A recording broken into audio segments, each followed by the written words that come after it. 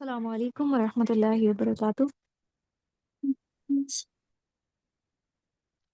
نحمده ونصلي على رسوله الكريم اما بعد، اعوذ باللہ من الشیطان الرجیم، بسم اللہ الرحمن الرحیم۔ رب اشرح لي صدری ویسر لي امری واحلل عقدۃ من لسانی یفقهوا قولی، رب زدنی علما اللہم فقہنا فی الدین۔ کیا حال ہے آپ کا؟ الحمد للہ ٹھیک ہوں۔ ماشاء اللہ تبارک اللہ۔ پچھلی آیات کلیئر تھیں آپ کو؟ کہاں تک ہم نے پڑھ لیا تھا؟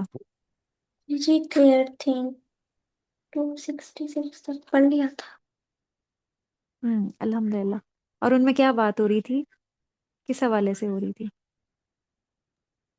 ان میں یہ بات ہو رہی تھی کہ اللہ کی راہ میں خرچ کرنے کی بات ہو رہی تھی کہ اگر اس میں دکھاوا ہوتا ہے تو وہ ساری نیکی ضائع ہو جاتی ہے۔ ہوں۔ اور ہم مال کے علاوہ کسی کے اوپر کیا کچھ خرچ کر سکتے ہیں، یا یوں سمجھ لیں کہ مال کے علاوہ ہم اور کیا کچھ دے سکتے ہیں دوسروں کو، اور اس کا بھی اجر و ثواب ہے، وہ بھی ایک طرح سے صدقہ ہی ہوتا ہے۔ اس میں کیا کچھ شامل ہے؟ نیک عمل کرنا، یعنی اچھا سلوک کرنا دوسروں کے ساتھ، ہم، نیکی کے ان کے کام کرنا۔ ان کے لیے دعا کرنا۔ آپ کو پتہ ہے کہ اگر ہم کسی کے حق میں دعا کرتے ہیں نا، اس کی غیر موجودگی میں، ایک تو ہے نا سامنے، اگر ہم کسی کی غیر موجودگی میں اس کے لیے دعا کرتے ہیں تو فرشتے کہتے ہیں کہ یہی دعا تمہارے حق میں بھی قبول ہو۔ تو کتنی بڑی سعادت کی بات ہے، ہم ایک کسی کے لیے دعا کر رہے ہیں کہ اللہ اس کی مشکل آسان کیجیے گا یا اس کو رزق میں برکت دیں، اور فرشتے وہی دعا ہمارے حق میں کر رہے ہیں، اور فرشتوں کی دعا اللہ تعالیٰ قبول کرتے ہیں۔ تو اس لیے کسی کی غیر موجودگی میں جب ہم اس کے لیے دعا کرتے ہیں نا، تو وہ دعا ہمارے حق میں بھی قبول ہوتی ہے۔ تو جب ہم کسی کو تکلیف میں دیکھیں یا کسی اور مشکل کا ہمیں پتہ چلے تو ہم ضرور اس کے لیے دعا کریں، تو اس طرح ہمارے بھی راستے آسان ہوں گے۔ اچھا، اور کیا دے سکتے ہیں کسی کو؟ اچھا مشورہ دے سکتے ہیں، جی کوئی مشورہ کرے، کوئی اچھی بات بتا سکتے ہیں، یا اپنا علم بھی شیئر کر سکتے ہیں، یہ بھی ہمارے لیے صدقہ ہوگا۔ اور دنیا سے جانے کے بعد، مرنے کے بعد جو بہترین صدقہ جاریہ ہے نا، وہ علم ہی ہے۔ اگر ہم نے کسی کو علم سکھایا اور وہ اس کی عملی زندگی میں آ گیا، وہ اس پہ عمل کرنا شروع ہو گیا، تو وہ جب تک وہ انسان عمل کرے گا اس کا ہمیں بھی اجر ملے گا۔ تو کسی کو علم سکھا دینا، دین کا علم سکھا دینا بہترین صدقہ ہے۔ پھر مسکراہٹ بھی صدقے میں شمار ہوتی ہے، اور نبی صلی اللہ علیہ وسلم سب سے زیادہ مسکرانے والے تھے، آپ ہر وقت مسکراتے تھے۔ پھر اپنا وقت کسی کو دینا، وقت سے مراد یہ ہے کہ ہم جب کسی سے ملاقات کے لیے جاتے ہیں تو ایک طرح سے ہم اپنا وقت دے رہے ہوتے ہیں۔ اسی طرح پیرنٹس کو یا اپنے بہن بھائیوں کو ان کے ساتھ ٹائم سپینڈ کرنا، یہ اس میں آ جاتا ہے۔ پھر کسی کا حوصلہ بڑھانا، کوئی شخص نا امید ہو رہا ہو، ہم اس کا حوصلہ بڑھائیں، یہ بھی ایک بہترین نیکی ہے۔ پھر امر بالمعروف و نہی عن المنکر، یہ بھی صدقے میں آتی ہے، کسی کو نیکی کا حکم دینا اور برائی سے روکنا۔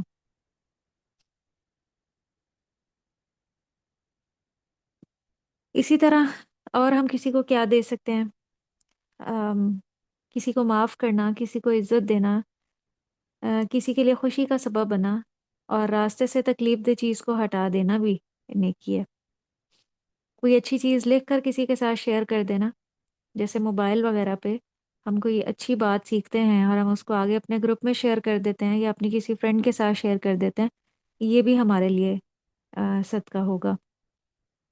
کسی بیمار کو ڈاکٹر کے پاس لے کر جانا، یا کسی بیمار کی عیادت کرنا، کسی نابینا کو راستہ دکھانا، راستہ پار کرا کے منزل تک پہنچانا۔ پھر اسی طرح دو جھگڑا کرنے والوں کے درمیان صلح کرا دینا، یہ بھی بہت بڑی نیکی ہے۔ ہمیں پتہ چلا کہ کسی کے درمیان جھگڑا ہے، دو لوگوں کے درمیان، اور ہم اس میں اپنا پارٹ، اپنا رول ادا کر کے ان کے درمیان صلح کرا دیں۔ اور اگر ہمیں کوئی اپنا راز بتائے تو ہمیں اس کا راز اپنے تک ہی رکھنا چاہیے، کسی اور کو نہیں بتانا چاہیے۔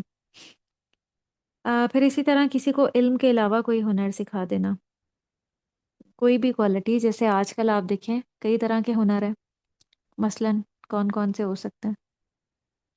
موبائل پہ کئی طرح کی چیزیں ہیں، ویڈیو میکنگ، لوگو میکنگ، اور جو مائکروسافٹ ورڈ ہے، یہ تو سارا موبائل کی دنیا سے تعلق رکھتا ہے نا۔ جس کی جو کوالٹی ہو اس کے اندر وہ اس حوالے سے سکھا سکتا ہے.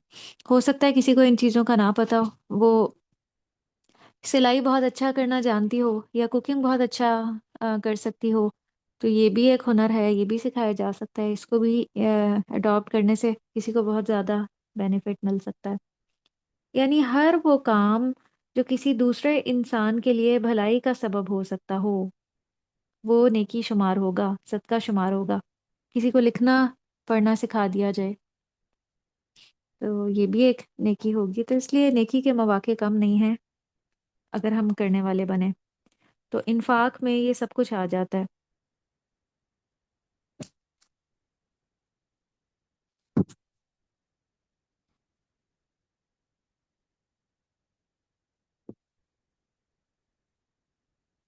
یہ جو نفق ورڈ ہے ہم نے جو پڑھا تھا نفقہ، یہ ایک برتن کی مانند ہے جس کے بالکل نیچے ایک ہول ہو، ایک سوراخ ہو، کہ اس برتن میں جو کچھ بھی ہوگا نا وہ نیچے جانا شروع ہو جائے گا.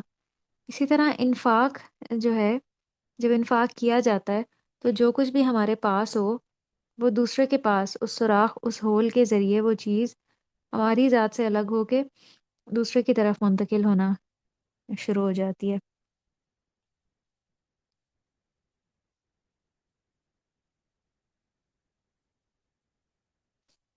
پھر اسی طرح کسی کی خدمت کرنا، کسی کو مشکل میں حوصلہ دینا، غم کے موقع پہ اس کی تعزیت کرنا، دلجوئی کرنا، ہمدردی کرنا، محبت کے بول بولنا. اسی طرح درخت لگانا بھی صدقہ ہے.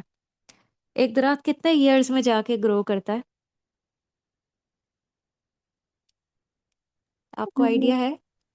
کافی زیادہ یوز کرتے ہیں. ہم، کافی زیادہ. یہ جو بہت بڑے درخت ہوتے ہیں نا، وہ تقریباً ان کو 5 ایئر سے بھی زیادہ لگتا ہے ایک درخت بننے میں، بلکہ بسا اوقات اس سے بھی زیادہ سال لگ جاتے ہیں. تو اس سے یہ پتہ چل رہا ہے کہ بسا اوقات ہم نیکی کا کوئی کام شروع کرتے ہیں لیکن اس کو گرو کرتے کرتے کرتے بڑھتے بڑھتے بڑھتے بہت سال لگ جاتے ہیں، اور وہ ایک بڑا صبر اور حوصلے کا ٹائم پیریڈ ہوتا ہے اس کو گزارنا. اور ہو سکتا ہے ہم وہ نیکی کا کام کر کے بھول جائیں کہ ہم نے کہیں پہ درخت لگایا تھا، لیکن چونکہ نیت اچھی تھی، نیت خالص تھی، تو وہ اللہ تعالیٰ اس کو کیا ہے ایک آم، کتنی بہترین شکل میں گرو کر دیتے ہیں. لیکن بچنا اس چیز سے ہے کہ اپنے صدقات کو ضائع نہیں کرنا، احسان جتا کر یا اذیت دے کر. تو کوئی بھی شخص جب کسی کی خواہ مدد کرے یا اپنا وقت اس کے ساتھ اسپینڈ کرے یا کوئی عبادت ہم کرتے ہیں، تو اس کے بعد جتانا نہیں ہے، دکھانا نہیں ہے، اس طرح کے الفاظ نہیں استعمال کرنے کہ دیکھو ہم نے تمہیں کتنی عزت دی، یا دیکھو ہم کتنی قدر کرتے ہیں تمہاری، تمہیں کتنا وقت دیتے ہیں، یا تمہارے لیے کیا کچھ کرتے ہیں. اس طرح کی باتیں جو ہے نا وہ پھر تانے اور اذیت میں آ جاتی ہیں. وہ ایسی قدر، ایسی عزت اور محبت پھر اگلے کو وبال محسوس ہوتی ہے. وہ عزت دوسرے کے لیے ایک مصیبت بن جاتی ہے، یا وہ علم دوسرے کے لیے ایک بوجھ بن جاتا ہے جس کے ساتھ آپ اس طرح کے الفاظ استعمال کریں. تو مینشن نہیں کرنا چاہیے، نیکی کر کے بار بار، بس نیکی کر کے بھلا دینا چاہیے. آپ نے وہ محاورہ سنا ہے، نیکی کر اور دریا میں ڈال؟ جی. سنا ہوا ہے نا، بہت کامن ہے. جی. تو نیکی اسی طرح سے کرنی چاہیے کہ بعد میں ہمیں یاد بھی نہ رہے.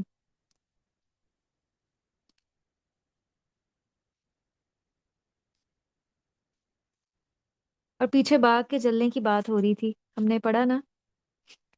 تو یہ اس انسان کی مثال تھی جو زندگی بھر محنت کرے، کوشش کرے، بھاگے دوڑے، دوسروں کی خدمت بھی کرے، اور پھر آخری زندگی میں ایسی باتیں کرنا شروع کر دے کہ عمر بھر کی نیکی کو وہ برباد کر دے دنیا سے جاتے ہوئے، جب وہ بوڑھا ہو جائے.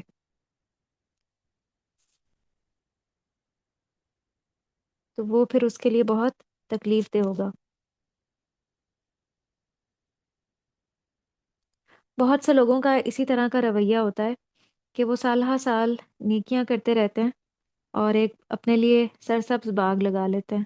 وہ سرسبز باغ کہاں ہوتا ہے؟ جنت میں ہوتا ہے، ہمیں نظر نہیں آ رہا ہوتا دنیا میں.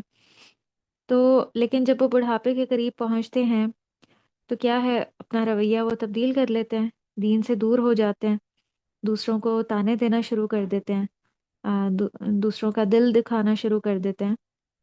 تو پھر اس کی وجہ سے کیا ہے، ان کا وہ جو سرسبز باغ جنت میں لگا ہوتا ہے وہ ضائع ہو جاتا ہے۔ اسی لیے ایک دعا سکھائی گئی ہے، بہت ہی زبردست دعا ہے، اور میں آپ کو یہ سینڈ کروں گی انشاءاللہ۔ اللہم احسن عاقبتنا فی الامور کلیہا واجرنا من خزی الدنیا وعذاب الآخرہ، کہ اے اللہ ہمارے ہر کام میں اس کے انجام کو اچھا رکھیے گا، اور ہمیں دنیا اور آخرت کی رسوائی سے بچائیے گا، کہ ہم جو بھی نیکی کا کام کریں نا اس کا انجام اچھا ہو ہمارے لیے۔ یہ اس دعا کی برکت ہے۔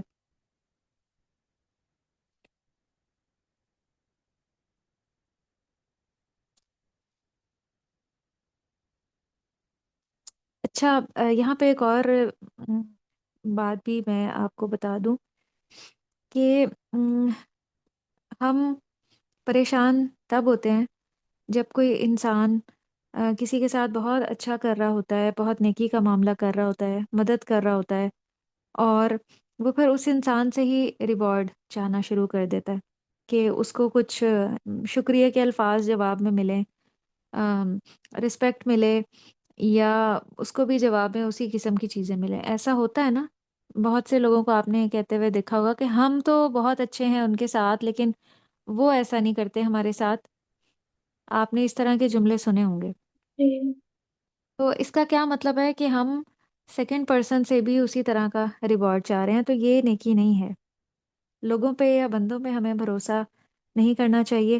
جب ہم بندوں سے توقع رکھنا شروع کر دیتے ہیں نا کہ ہم ان کے ساتھ اچھے ہیں، ہم ان کو یہ کچھ دیتے ہیں، ہم ہر موقع پہ آگے بڑھ کے ان کی مدد کرتے ہیں، وہ بھی اسی طرح سے کریں، تو یہ پھر ہم نیکی اور احسان نہیں کر رہے، اور یا ہم ان کو دے رہے ہیں تو وہ بھی ہمیں بدلے میں لوٹائیں۔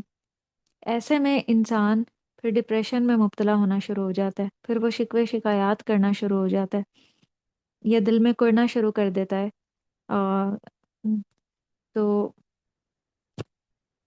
اس رویے سے بچنا ہے۔ اگر ہم کر رہے ہیں کسی کے ساتھ بھلائی، کوئی نیکی کا کام کر رہے ہیں، تو ہم اللہ کی رضا کے لیے کر رہے ہیں، اللہ کو خوش کرنے کے لیے۔ ہم اس سے کوئی بدلہ یا ریٹرن نہیں چاہتے۔ بدلہ اور ریٹرن جو ہے وہ ہمیں آخرت میں اللہ کی رضامندی اور بہترین ریوارڈ کی صورت میں جنت میں ملے گا۔ اس سے پھر دل میں پریشانی بھی نہیں آتی ہے۔ تو یاد رکھیں، جو نیکی جتا دی جائے اس کا اجر جو ہے وہ چلا جاتا ہے، اور دوسری بات یہ کہ جس کو جتایا جائے اس کا بھی دل ٹوٹ جاتا ہے۔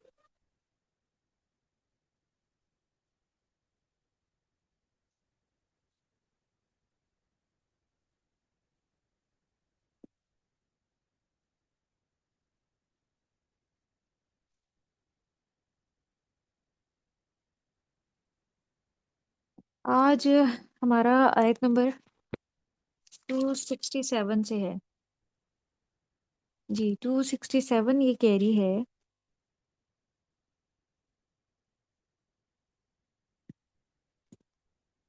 یا ایھا الذین آمنو، اے لوگو جو ایمان لائے ہو، انفقو، خرچ کرو، من طیباتی، پاکیزہ چیزوں میں سے، ما کسبتم، جو تم کماؤ، ومما، اور اس میں سے جو، اخرجنا، نکالا ہم نے، لکم، تمہارے لیے، من الارضی، زمین سے۔ یہاں اب ایمان والوں کو پاکیزہ چیزیں خرچ کرنے کے لیے کہا جا رہا ہے، لیکن کچھ شرائط بھی بتائی جا رہی ہیں۔ سب سے پہلی شرط ہے طیبات، یہ پہلی شرط ہے کہ پاکیزہ چیزوں میں سے پاکیزہ طریقے سے خرچ کرو، اسی پہ اجر ملے گا۔ اور دوسرا یہ ہے،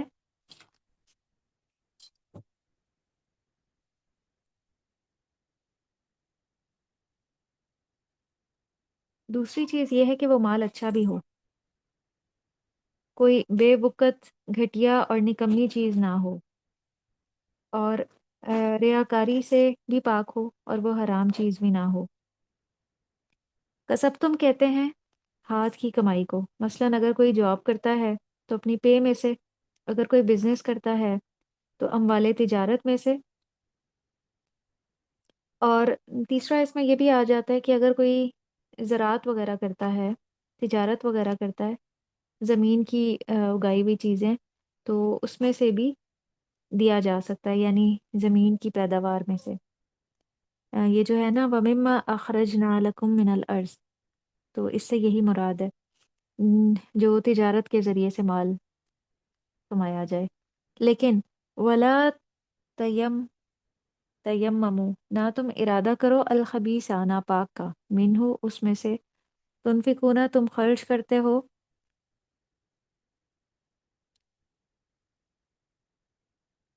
مراد یہ ہے کہ دینا تو دور کی بات، ایسے مال کا ارادہ بھی نہیں کرنا جو اچھا نہ ہو۔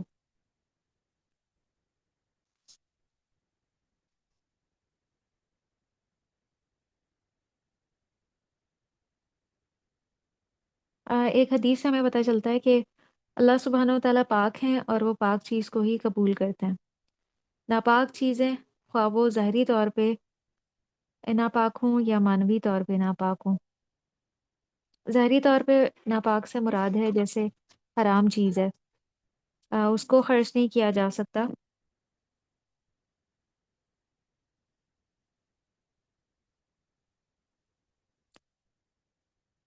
وَلَسْتُمْ بِآخِذِيهِ إِلَّا أَن تُغْمِضُوا فِيهِ، حالانکہ نہیں ہو تم لینے والے اس کو، مگر یہ کہ تغمضوا، تم چشم پوشی کر جاؤ، فیہ، اس سے، اس سے تغمضوا کا مطلب ہے آنکھ بند کر لینا۔ جب پلکوں کو آپس میں ملاتے ہیں نا، تو بیچ میں تھوڑا تھوڑا نظر آ رہا ہوتا ہے، یعنی تم دیکھ تو رہے ہو مگر ایسے دیکھ رہے ہو کہ گویا نہیں دیکھ رہے۔ اس کا یہی معنی ہوتا ہے عارضی نیند، کہ کسی بری چیز کو دیکھنے اور جاننے کے باوجود دوسرے کو ایسا معلوم کرانا جیسے اس کے متعلق کچھ خبر ہی نہیں ہے۔ اگر ہمیں کوئی خراب قسم کی چیز دے تو کیا ہم اس کو لینا پسند کریں گے؟ بتائیں۔ نہیں۔ نہیں پسند کریں گے۔ تو جو چیز ہم اپنے لیے پسند نہیں کرتے ہیں وہ ہم دوسرے کے لیے کیسے پسند کر سکتے ہیں؟ ایک بندہ مومن جو ہے اس کا یہ طرز عمل نہیں ہوتا۔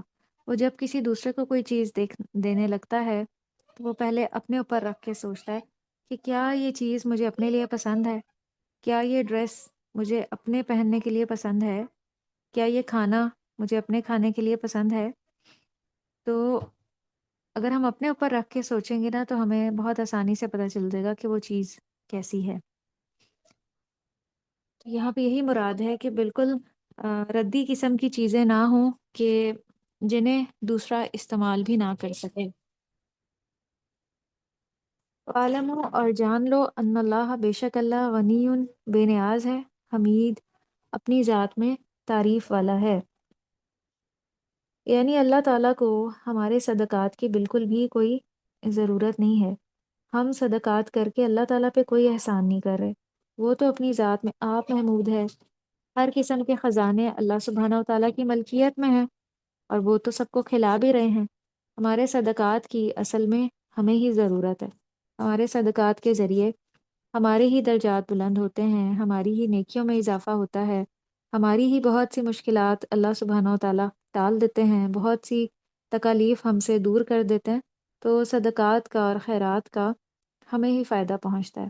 یہ اللہ پہ یا اللہ کے بندوں پہ بالکل بھی کوئی احسان نہیں ہے۔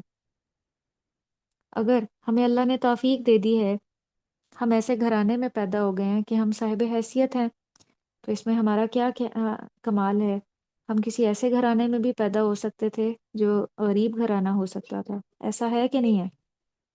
اگر ہم کسی اچھے گھرانے میں پیدا ہوئے ہیں تو کیا اس میں ہمارا کوئی کمال ہے؟ بتائیں۔ نہیں۔ بالکل بھی کوئی کمال نہیں ہے۔ ہم بھی اس سیکنڈ پرسن کی جگہ ہو سکتے تھے۔ ہمارے گھر میں جو میڈس یا ہیلپرز کام کرنے کے لیے آتی ہیں، اللہ تعالیٰ ہمیں اس گھر میں بھی بھیج سکتے تھے۔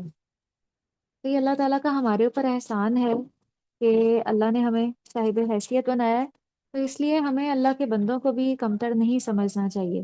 یہ اللہ کی تقسیم ہے۔ اچھا، پھر شیطان جو ہے نا وہ اپنا کام کرنے میں لگا رہتا ہے۔ اچھا، یہاں پہ یہ جو ہے نا ردی قسم کی چیز، یہ اس آیت کا شان نزول یہ ہے کہ یہ کس موقع پہ نازل ہوئی۔ برا بن عازب کہتے ہیں کہ یہ آیت جو ہے نا، ہم گروہ انصار کے بارے میں نازل ہوئی۔ ہم کھجوروں والے تھے، ہم میں سے ہر ایک جو ہے نا وہ کھجوریں لے کر آتا، کوئی ایک خوشہ کوئی دو خوشے، اور انہیں مسجد میں آ کے لٹکا دیتا اہل صفا کے لیے جو نبی صلی اللہ علیہ وسلم کے ساتھ رہتے تھے، اور وہ مہاجرین جو مکہ سے آئے ہوئے تھے ان کے لیے، جو مطلب تجارت وغیرہ نہیں کرتے تھے، دوسرے علاقوں سے آئے ہوئے تھے نبی صلی اللہ علیہ وسلم کی محبت میں آپ کے ساتھ رہنے، آپ سے دین سیکھنے، علم سیکھنے۔ تو مسجد نبوی کے پاس ایک چبوترا تھا جہاں پہ بیٹھ کے یہ لوگ تعلیم حاصل کرتے تھے، اور مدینہ میں ان کے پاس کوئی کمائی کا ذریعہ نہیں تھا، اور اگر ہوتا بھی تو ان کے پاس اتنا وقت ہی نہیں تھا کہ وہ دنیا کے کام کاج کریں، وہ دن رات پڑھنے لکھنے میں مصروف رہتے تھے۔ اور جب کوئی جنگ وغیرہ ہوتی تو اس میں وہ اسٹینڈنگ آرمی کے طور پہ کام کرتے تھے، یعنی جہاد میں بھی ساتھ ساتھ جایا کرتے تھے۔ تو وہ پھر انصار جو کچھ بھی وہاں مسجد میں لا کے رکھتے کھانے کے لیے، ان کا گزر بسر جو ہے انہی چیزوں پہ ہوتا تھا۔ انصار چونکہ باغوں والے تھے، کھجور کے باغوں کے مالک تھے، تو اس لیے اہل صفا جو ہے ان کی لائی ہوئی کھجوریں کھاتے۔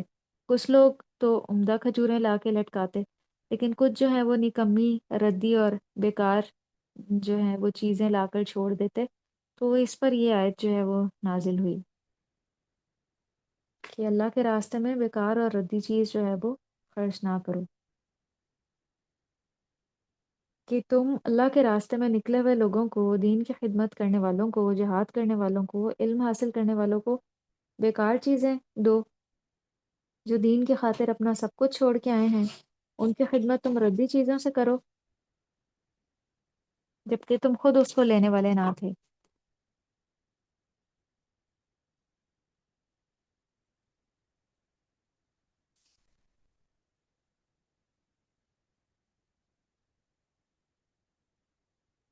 تو ہمیں ذرا کمپیریزن کرنا چاہیے، ہم اپنے گھروں کو دیکھیں اور مسجدوں کو دیکھیں، یا دینی مدارس کو دیکھیں جہاں دین پڑھا جاتا ہے، تو ایسا نہیں ہونا چاہیے کہ اگر کوئی چیز گھر میں فالتو ہے جس کا بالکل بھی کوئی مقصد نہ ہو تو ان کو ایسی جگہوں پہ بھجوا دیا جائے۔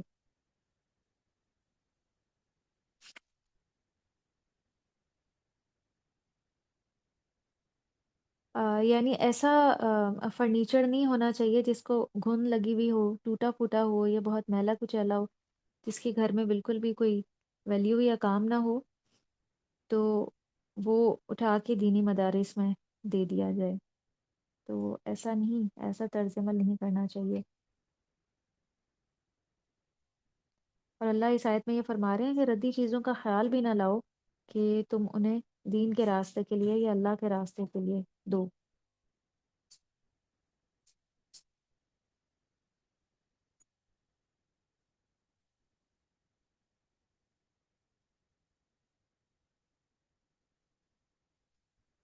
آپ دیکھیں کہ ہم بسا اوقات اپنی خواہشات نفس پہ ہزاروں روپے لگا دیتے ہیں، لیکن جہاں دین پہ خرچ کرنے کی بات ہوتی ہے تو ہمارے پاس بالکل بھی ہم کہتے ہیں ہمارے پاس ہے ہی نہیں کچھ۔ مجھے آج ہی پتہ چلا کہ آ، کسی نے ان کا بیٹا تھا 1 سال کا، تو اس کی برتھ ڈے کی آج کل میں ہی، اور اس پہ تقریباً 40,000 کے قریب پیسے لگا دیے۔ تو میں یہ بات سوچ رہی تھی کہ یہ اس طرح کے کام جو ہیں وہ سراسر اسراف میں شامل ہوتے ہیں، فضول خرچی میں شامل ہوتے ہیں، کہ ایک چیز، ایک رسم جس کی بالکل بھی کوئی ویلیو نہیں ہے، اس کے لیے اتنے ہزاروں خرچ کر دیے جائیں، اور جو ہماری اصل نیڈ ہے، ضرورت ہے، یا اللہ کے راستے میں خرچ کرنا ہے، اس کے لیے ہمارے پاس بالکل بھی نہ ہوں۔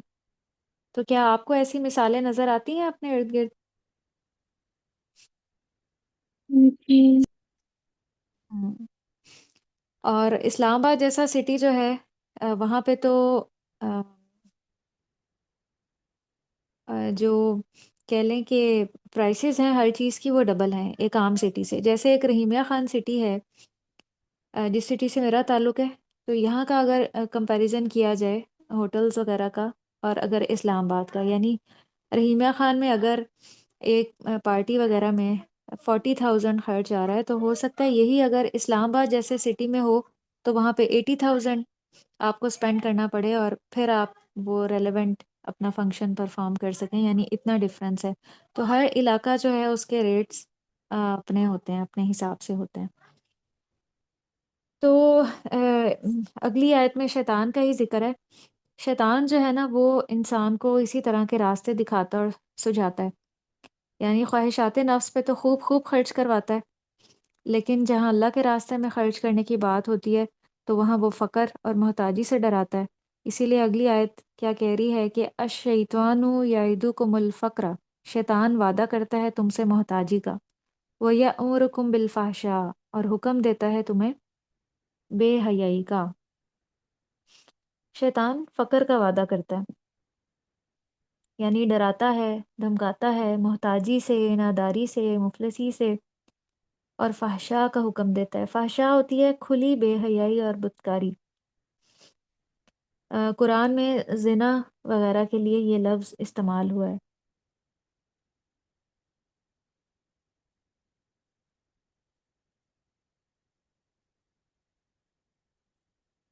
وہ شیطان اس طرح سے حکم دیتا ہے کہ وہ صرف دل میں خیال ڈالتا ہے کسی بھی کام کا، اس کو پرفارم کرنا یا نہ پرفارم کرنا سراسر انسان کے اپنے اختیار میں ہوتا ہے۔ اور اللہ سبحانہ و تعالیٰ یعیدکم مغفرہ، وعدہ کرتا ہے تم سے بخشش کا، منہ اس سے، وفضل، اور فضل کا۔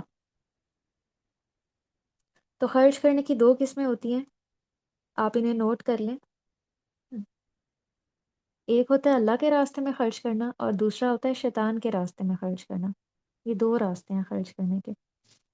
اللہ کے راستے میں دینے کا مطلب کیا ہے کہ کسی ایسی جگہ خرچ کرنا جہاں خرچ کرنا اللہ کو پسند ہو، خواہ وہ اپنی ذات ہو، بیوی بچے ہوں، رشتہ دار ہوں، فی سبیل اللہ ہو، اپنی جائز ضروریات کو پورا کرنا بھی اللہ کے راستے میں ہی ہے، یعنی ہر وہ جگہ جہاں پہ خرچ کرنا اللہ کو ناپسند نہیں ہے۔ اور دوسرا ہے شیطان کا راستہ، وہ انسان کو خواہشات نفس کا راستہ دکھاتا ہے، عیش و عشرت پہ خرچ کرنے کا سجھاتا ہے، بے حیائی کے راستوں پہ خرچ کرنے کا سجھاتا ہے، خاص طور پہ نمود و نمائش کے لیے، دکھاوے کے لیے۔ اگر کسی کی 3-4 ڈریسز میں ضرورت پوری ہو سکتی ہے تو وہ اس کو 8-10 لینے کی راہ سجھاتا ہے، یعنی اپنی سیلف سیٹسفیکشن کے لیے۔ دوسروں کا بھلا نہیں چاہنے دیتا، بلکہ اپنی ہی ذات اور اپنی ہی خواہشات نفس سجھاتا ہے۔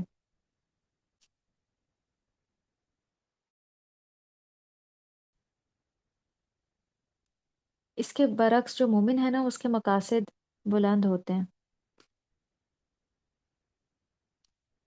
ایک بندہ مومن، اس کو کمزور، مجبور اور ضرورت مند لوگوں کی ضرورت نظر آ رہی ہوتی ہے، وہ ان کے اوپر خرچ کرتا ہے اور آ، ان کی وہ پریشانی کو دور کرتا ہے۔ تو شیطان جو ہے نا، اس کا وعدہ اس طرح سے نہیں ہوتا، اس سینس میں نہیں ہے کہ وہ کہیں سامنے آ کے کھڑا ہو جائے گا ہمارا، بلکہ اس کا خیال دل میں آتا ہے بار بار۔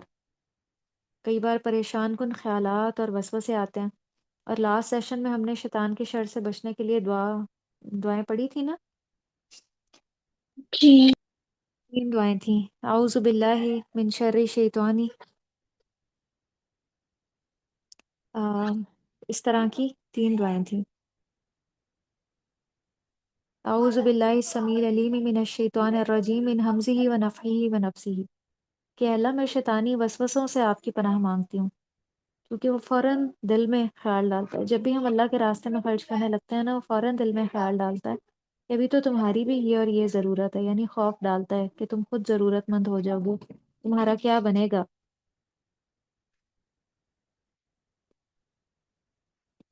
اور اللہ تعالیٰ مغفرت کا وعدہ کرتے ہیں۔ مغفرت یہ ہے کہ جو میرے راستے میں خرچ کرے گا،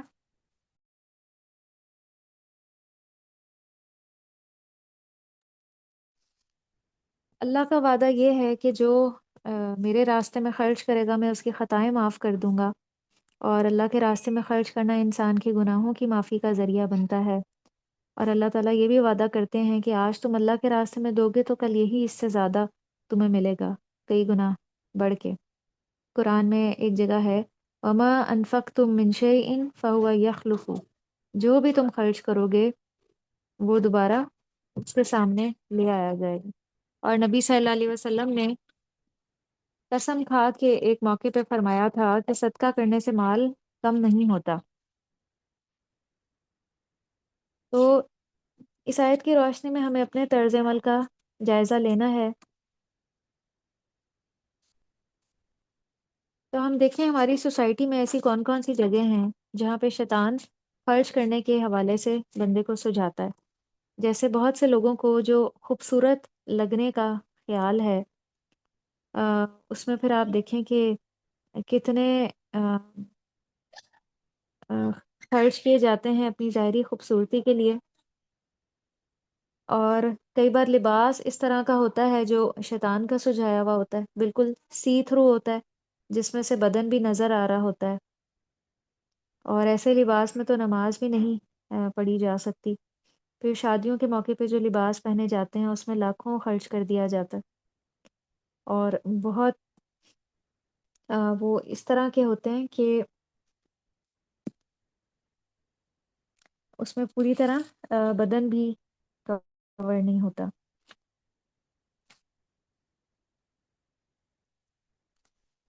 پھر اسی طرح بہت سے لوگ نمود و نمائش پہ بہت زیادہ خرچ کرتے ہیں، شادیوں کے موقع پہ بھی اور اپنے گھر وغیرہ میں بھی۔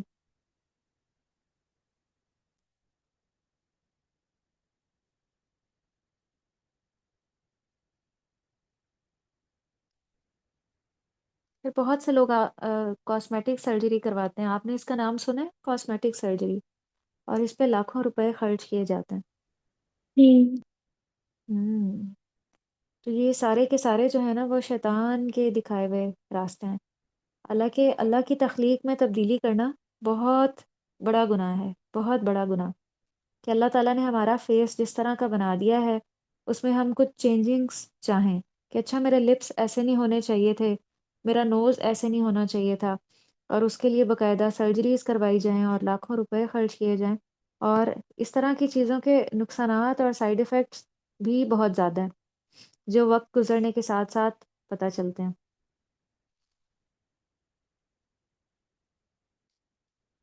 تو یہ سراسر اس وجہ سے ہوتا ہے، سمجھ بوجھ کی کمی کی وجہ سے۔ جو دین سے جتنا دور ہوتا ہے نا، شیطان پھر اس کو اسی طرح کے بہت سارے راستے دکھا کے ان کاموں میں مصروف رکھتا ہے۔ مال ہے تو وہ ایسی جگہوں پہ لگوا کے اس کو ضائع کروا دیتا ہے کہ آخرت کے لیے ذخیرہ نہ ہو سکے، اور وقت ہے تو وقت کو بھی ایسی لغو کاموں میں سپینڈ کروا دیتا ہے کہ جو بالکل بھی اللہ کی یاد، اللہ کے ذکر سے خالی ہوتے ہیں۔ تو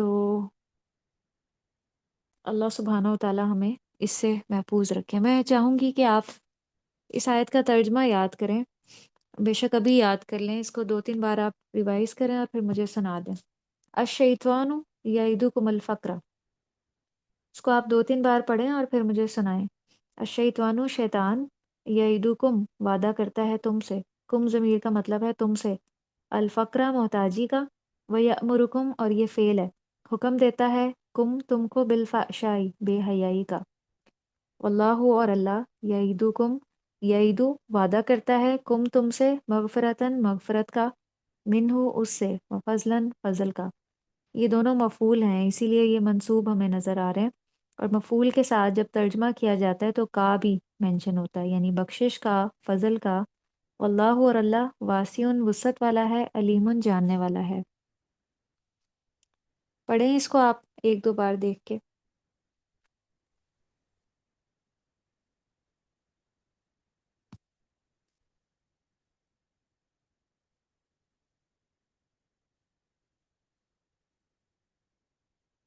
جی، سامنے آپ کو ڈسپلے پہ بھی نظر آ رہی ہے۔ الشیطان، شیطان، یعدکم، تمہیں ڈراتا ہے، الفقر، تنگ دستی سے، वयअमुरुकुम और तुम्हें हुक्म देता है बिलफहशाई बेहयाई का।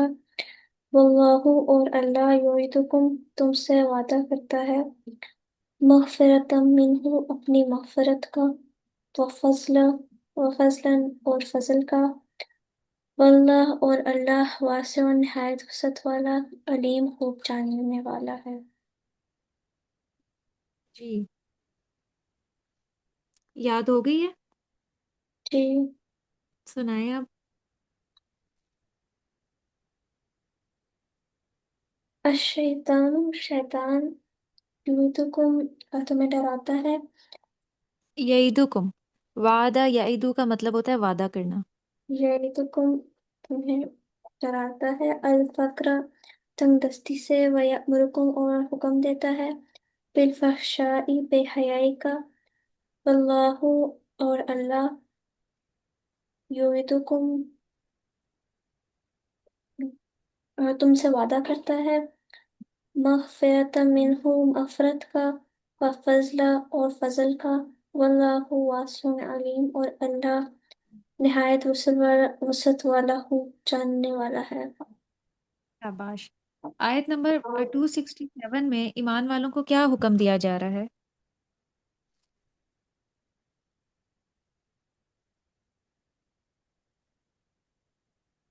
कि वो अल्लाह के रास्ते में खर्च करें, यानी ऐसे माल पर खर्च करें जो अल्लाह ताला ने मना ना फरमाया हो। जो तुम पसंद करते हो, पाकीज़ा चीज़ों में से। पाकीज़ा चीज़ों में से अल्लाह की राह में खर्च करो, नापाक और रद्दी चीज़ को अल्लाह की राह में खर्च करने का इरादा ना करो। यानी दूसरों को देने के लिए वही पसंद करो जो अपने लिए पसंद करते हो। तो ये बात से क्या मुराद है? पाकीज़ा चीजें। हम्म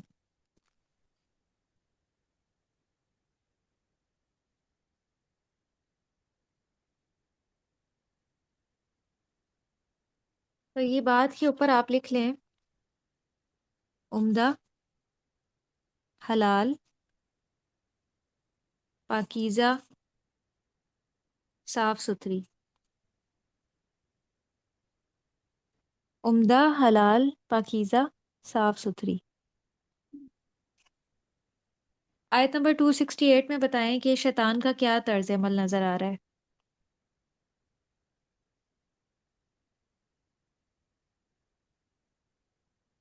फिर शैतान हमें बुरे कामों का हुक्म देता है, हमें डराता है मोहताजी से, और बेहयाई का हुक्म देता है, और अपनी जो ख्वाहिशात नफ्स हैं उनमें उनकी राह में खर्च करने का हुक्म देता है।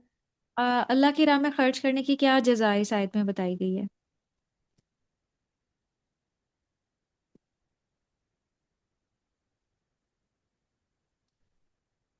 जी।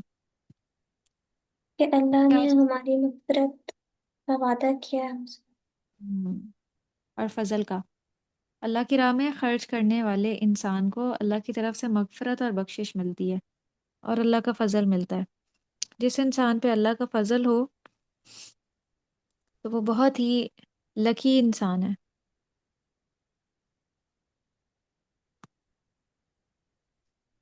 चलें अब ग्रामर पढ़ते हैं। हम इंशाल्लाह इसी वीक से कोशिश है कि एक सब्जेक्ट शुरू करेंगे।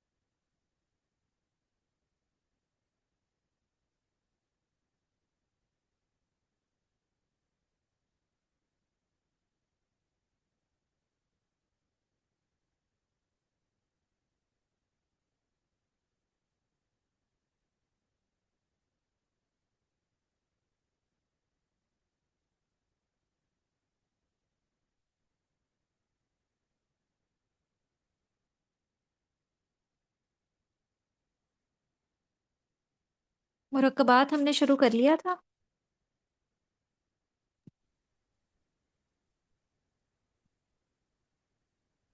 हाँ जी।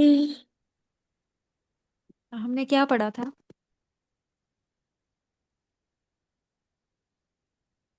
बल्कि नहीं, ये मुरक्कबात नहीं, ये नहीं शुरू किया हमने। हमने यहाँ तक पढ़ा था, है ना? गैर मुनसरिफ जी। अस्मा, हालत रफा नस्ब और जर में।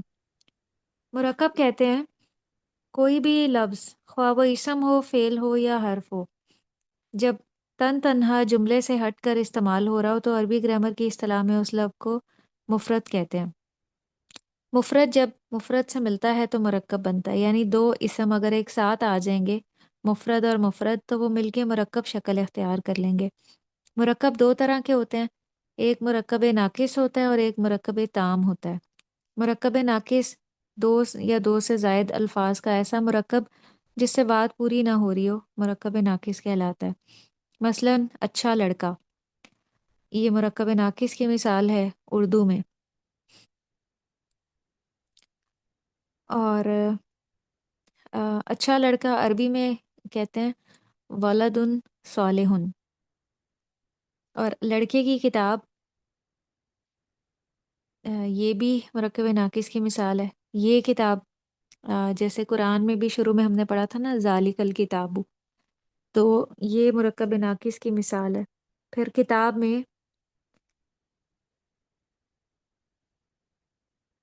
में को अरबी में कहते हैं फ़ी किताबिन। मुरक्कब नाकिस के चार नाम हैं। अच्छा लड़का को मुरक्कब तौसीफ़ी कहेंगे, और ये किताब को मुरक्कब इशारी कहेंगे। लड़के की किताब को मुरक्कब इजाफ़ी कहेंगे, और किताब में को मुरक्कब जारी कहेंगे, क्योंकि में या फ़ी जो है हरूफ जारा में से है, तो ये एक इसम के साथ मिलकर मुरक्कब जारी बन जाता है। जैसे कुरान में बहुत ज़्यादा इस्तेमाल हुआ है लिल्लाही, अल्लाह के लिए। ली भी हरूफ जारा में से है, तो अगर मैं आपसे पूछूं कि लिल्लाही कौन सा मुरक्कब है, तो आप कहेंगे ये मुरक्कब जारी है। मुरक्कब ताम कहते हैं दो या दो से ज़ायद अल्फाज का ऐसा मुरक्कब जिससे बात पूरी हो जाए। मसलन किताब पकड़, अब ये जो है ये पूरा जुमला मुकम्मल हो रहा है। लड़का नेक है, या ये किताब है। तो मुरक्कब ताम को अरबी में इस तरह से कहते हैं, या वो जुमला फ़ेलिया होता है या जुमला इस्मिया होता है। यानी अगर वो फ़ेल से शुरू हो रहा है तो जुमला फ़ेलिया है, और अगर इसम से शुरू हो रहा है तो जुमला इस्मिया। जैसे यहाँ पे ये तीनों जो हैं जुमला इस्मिया ही हैं। किताब पकड़, लड़का नेक है, और ये किताब है।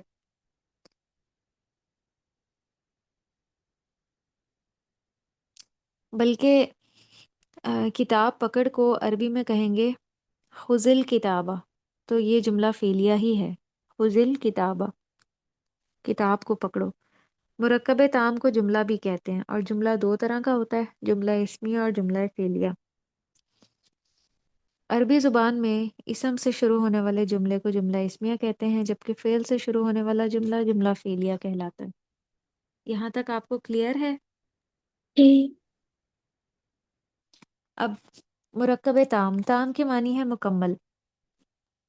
मुरक्कब ताम को जुमला कहते हैं जिस जुमले की इब्तिदा इसम से हो, उसे जुमला इस्मिया कहते हैं।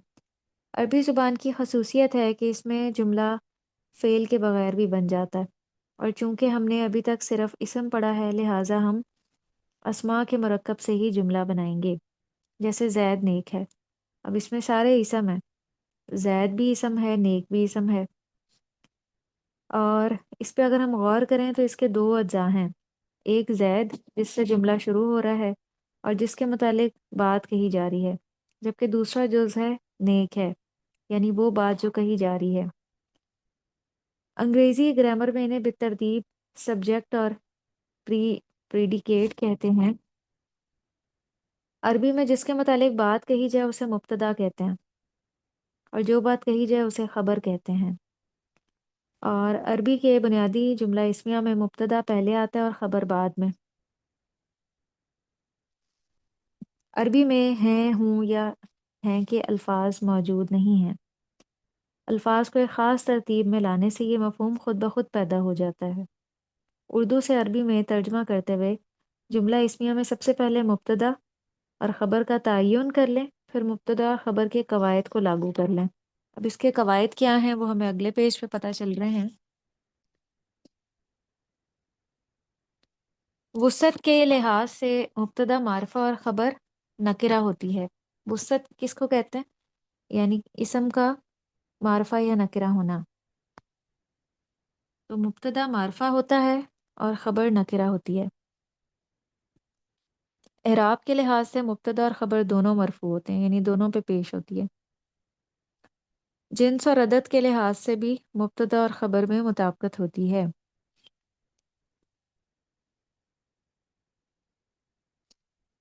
جنس مطلب مذکر یا مؤنث ہونا۔ اگر مبتدا مذکر ہے تو خبر بھی مذکر ہی ہوگی۔ اور عدد کے لحاظ سے اس طرح کہ اگر مبتدا واحد ہے تو خبر بھی واحد ہوگی، مبتدا اگر تثنیہ ہے تو خبر بھی تثنیہ ہوگی۔ اب پیچھے ہم نے جو اردو میں جملہ پڑھا تھا زید نیک ہے، اب اسے ہم عربی میں کنورٹ کرتے ہیں۔ زید مبتدا ہے تو یہ زیدن ہو جائے گا۔ ہم نے پڑھا کہ مبتدا اور خبر دونوں مرفوع ہوتے ہیں، تو دونوں پہ پیش ہم نے لگانی ہے، زیدن صالحن۔ اب ہم نے یہ پڑھا کہ وسعت کے اعتبار سے مبتدا معرفہ ہوتا ہے، تو جتنے بھی نام ہیں نا وہ پراپر ناؤن ہوتے ہیں، اس بات کا آپ کو پتہ ہے نا؟ جی تو یہ زیدن معرفہ ہے آلریڈی، اور صالحن جو نکرہ اسم ہوتا ہے نا وہ کامن ناؤن ہوتا ہے، تو یہ اس طرح نکرہ ہے۔ جنس کے اعتبار سے دیکھیں کہ زید مذکر ہے تو صالحن بھی مذکر ہے۔ اگر یہاں فاطمہ ہوتا، فاطمہ تو، پھر ہم ساتھ گول تا لگاتے خبر کے، صالحتن بنا دیتے ہم، فاطمہ تو صالحتن، تو پھر اس کا ترجمہ یہ ہوتا کہ فاطمہ جو ہے وہ صالح ہے۔ عدد کے لحاظ سے بھی دیکھیں دونوں میں مطابقت ہے، زید واحد ہے تو صالحن بھی واحد ہے۔ اگر یہاں پہ ہوتا زیدن و حامدن، تو پھر ہم خبر کو تثنیہ بنا دیتے۔ تثنیہ کیسے بناتے ہیں بتائیں؟ صالحن سے آپ تثنیہ بنائیں۔ صالحتن، صالحہ، صالحتن تو مؤنث ہے نا، تثنیہ کیسے بناتے ہیں؟ یعنی دو، دو اگر بنانے ہو کیا لگاتے ہیں ساتھ؟ لفنون، الف نون لگاتے ہیں۔ صالحانی ہم بنا دیں گے، یعنی زیدن و حامدن صالحانی۔ تو اور مثال دے رہے ہیں، حامد سچا ہے، حامدن صادقن، محمود استاد ہے، محمودن معلمن۔ تو یہ جو حامدن صادقن ہے اس کو ہم کہیں گے یہ مرکب تام ہے، کمپلیٹ جملہ ہے۔ حامد سچا ہے، محمودن معلمن، محمود استاد ہے۔ اب آپ مجھے مبتدا اور خبر کے قواعد سنائیں کہ کیا قواعد ہیں، تین جو ہم نے پڑھے ہیں ابھی۔ یہ جو مبتدا ہوتا ہے وہ معرفہ ہوتا ہے اور خبر اسم نکرہ ہوتی ہے، اور جو ہے وہ دونوں مرفوع ہوتے ہیں، مبتدا اور خبر، اور ہاں ان جی، کے جنس بھی ایک ہی جیسی ہوتی ہے، یعنی اگر مبتدا مذکر ہے تو پھر جو خبر ہے وہ بھی مذکر ہوگی، اور اگر وہ اور مؤنث ہے تو خبر بھی مؤنث ہوگی۔ اور عدد کے لحاظ سے بھی وہ ایک جیسے ہوتے ہیں۔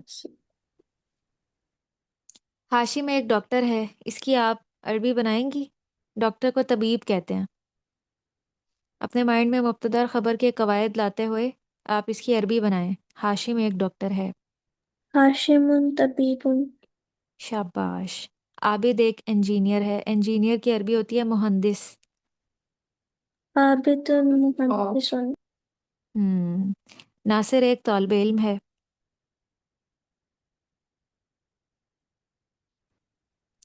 ناصر معلم،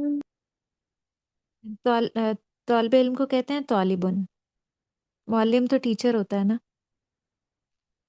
ناصر طالب، ہاں جی۔ مجاہد محنتی ہے، محنتی کو کہتے ہیں مجتہدن۔ مجاہد مجتہد، ہاں جی۔ خالد لمبا ہے، لمبے کو کہتے ہیں طویل۔ خالد طویل، زاہد چھوٹے قد والا ہے، چھوٹے قد والے کو کثیر کہتے ہیں۔ زاہد کثیر، ہاں دیکھیں اب اردو کی کتنی لمبی لائن ہے اور عربی کے ہم صرف دو کلمے بول رہے ہیں تو وہ پورا جملہ کور ہو رہا ہے. منصور خوبصورت ہے. خوبصورت کو کہتے ہیں جمیل. منصور جمیل. شاہد کھڑا ہے. کھڑے کو کہتے ہیں واقف. شاہد دو واقف. مفہوم. واقف. مظہر بیٹھا ہوا ہے.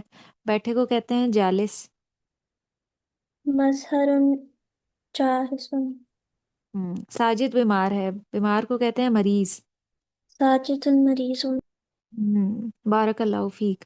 تو آج ہم نے جملہ اسمیہ بنانا سیکھا کہ ہم کس طرح سے ایک جملہ اسمیہ بنا سکتے ہیں جس میں پہلا جز مبتدا ہوتا ہے جس کے بارے میں بات کی جا رہی ہو اور دوسرا جز جو ہے وہ اس کی خبر ہوتی ہے.